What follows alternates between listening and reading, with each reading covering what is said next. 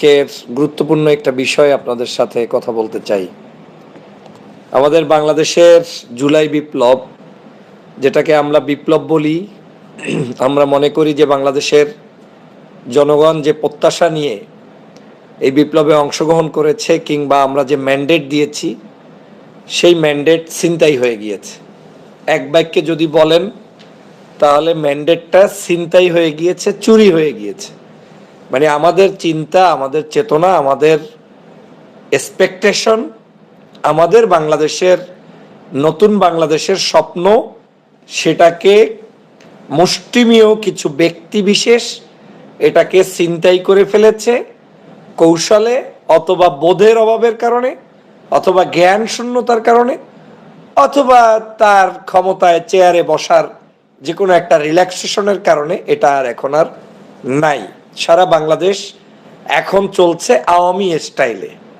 আপনাদেরকে কয়েকটা পয়েন্ট বললে খুব ভালোভাবে আপনি বুঝতে পারবেন আমি কেন অ্যাগ্রেসিভলি বলছি যে ছিনতাই হয়ে গিয়েছে বিপ্লব। এটা আপনাদেরকে কয়েকটা পয়েন্ট বললে আপনারা বুঝতে পারবেন, কেউ নোট করে রাখতে পারেন, শেয়ার করতে পারেন, জাতিকে জানাতে পারেন। প্রথম পয়েন্ট হচ্ছে, বিপ্লব যখন সংগঠিত হয়েছে, এই বিপ্লবের পরে আপনি কি আমার কাছে দেখাতে পারবেন দেশে এবং বিদেশে বাংলাদেশের সরকার পরিবর্তনের পরে 100 নতুন কোন ফেজ এসেছে যারা বিপ্লবকে ধারণ করে? 100 মানুষের তালিকা আমি চাই। রাষ্ট্র তো অনেক বড়, 1000 2000 মানুষও যদি আপনি নিয়োগ দেন বিভিন্ন সেক্টরে, আপনার জায়গা শেষ হবে না, এত বড়।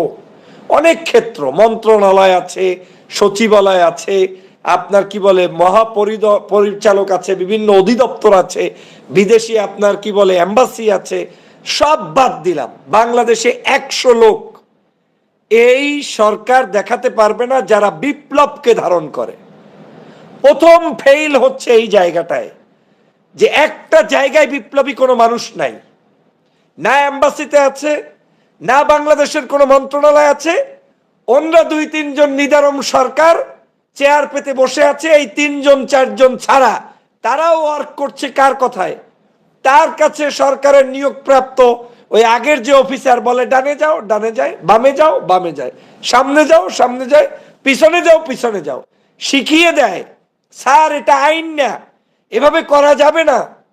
তোমার এই দেশে আইনের উপর ভিত্তি করে এই যে বিপ্লব হয়েছে, বিপ্লব হয়েছে, বিপ্লব হয়েছে হাসিনার ঘাড়ে ধাক্কা দিয়ে, মানে ঘেটি ধাক্কা দিয়ে দেশ থেকে বের করে দেওয়া হয়েছে।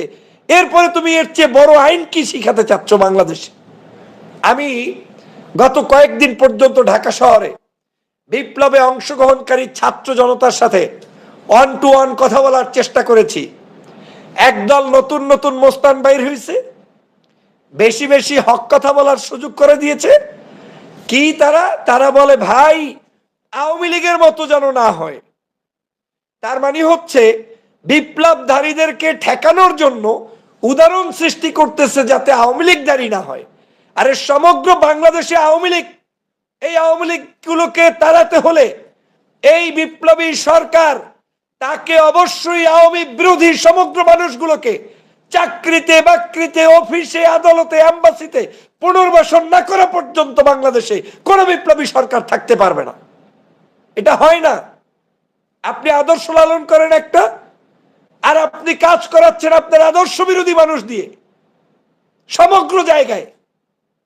একটা দুইটা ভুল হলে মানুষ বলতে পারে, সহ্য করতে পারে, কিন্তু প্রতি মুহূর্ত যদি আপনি করতে থাকেন, আমি আপনাকে চ্যালেঞ্জ দিয়ে বলি, আমার এই চ্যালেঞ্জ সরকার নিলে আমি রাজনীতি ছেড়ে দিব। তালিকা করে করে বলবে আওয়ামী লীগ বিরোধী, সে হোক বিএনপি কিংবা জামাত শিবির কিংবা চরমোনাই কিংবা হেফাজত, আওয়ামী বিরোধী শিক্ষিত সজ্জন ভদ্র কোন মানুষ, তারা যদি আমার কাছে 200 লোকের নাম দিতে পারে যে আমরা বিপ্লবী সরকার গঠন করে এই 200 মানুষকে নিয়েছি, কিন্তু লোকগুলো আওয়ামী লীগ 100% না, লোকগুলো অমুক দলের, কিন্তু ওই দল দিয়েই তো করতে হবে। আপনি দল ছেড়ে তো মানুষ পাবেন না। এতদিন আওয়ামী লীগ চালিয়েছে, আওয়ামী বিরোধী শক্তির জন্য যারা লড়াই করেছে সেই মানুষগুলোকে বেছে বেছে আপনার চাকরি দিতে হবে। আমার ভাইয়েরা আওয়ামী লীগের সময়ও রিক্সা ভাড়া নিজের টাকা দিয়ে শহীদ মিনারে গিয়ে আন্দোলন করেছে, কোন ভাই ছিলেন না তাদের পাশে। নতুন নতুন কথা বলেন, নীতিবাক্য ছাড়েন। কিসের নীতিবাক্য বাংলাদেশে?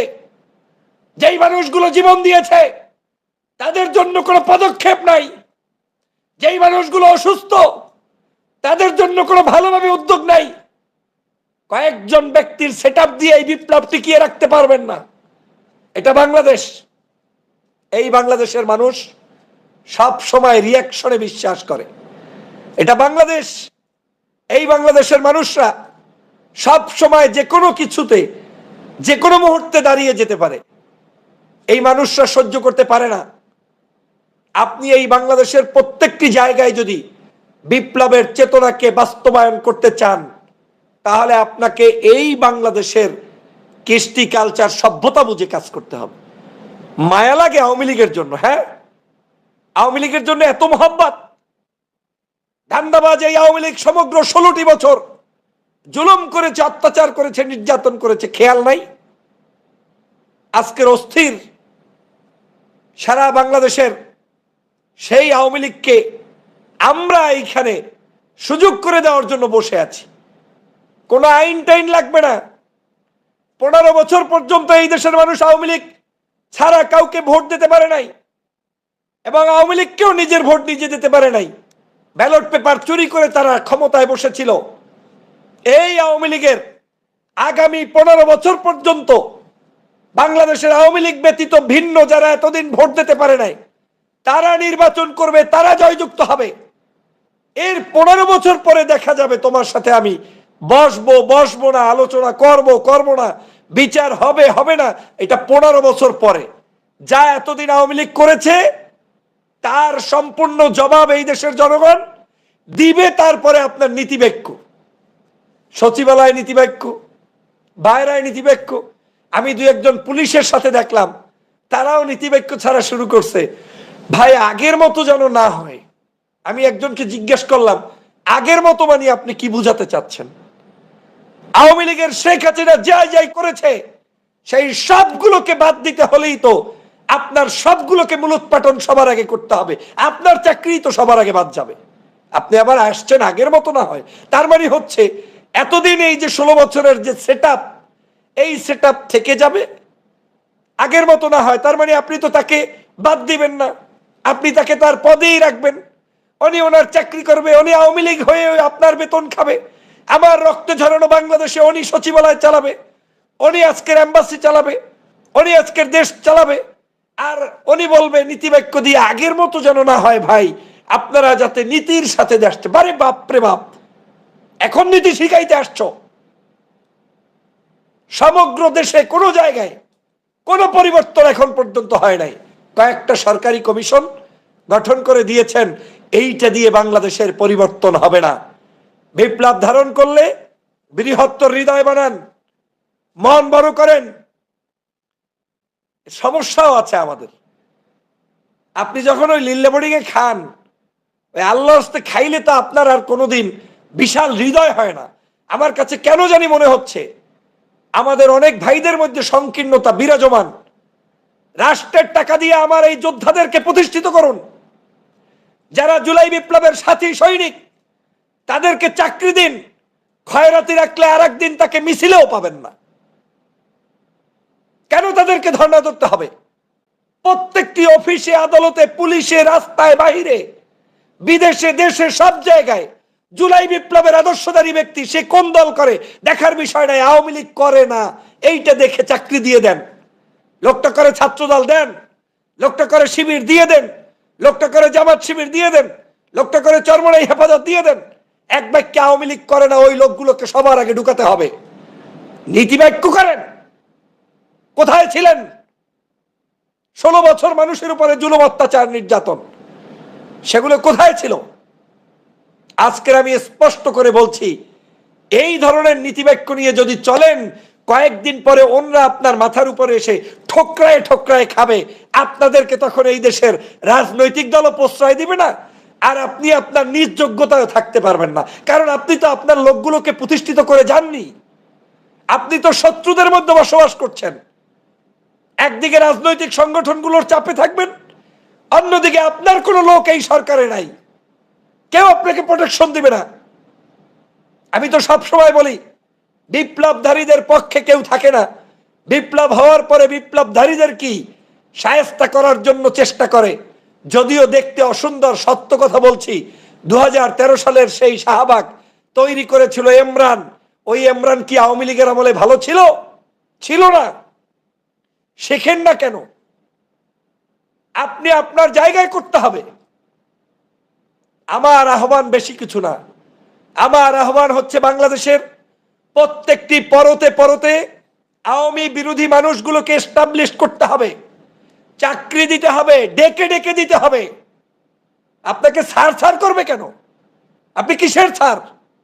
আপনি জনগণের সরকার, আপনি জনতার আন্দোলনের রক্তের উপরে।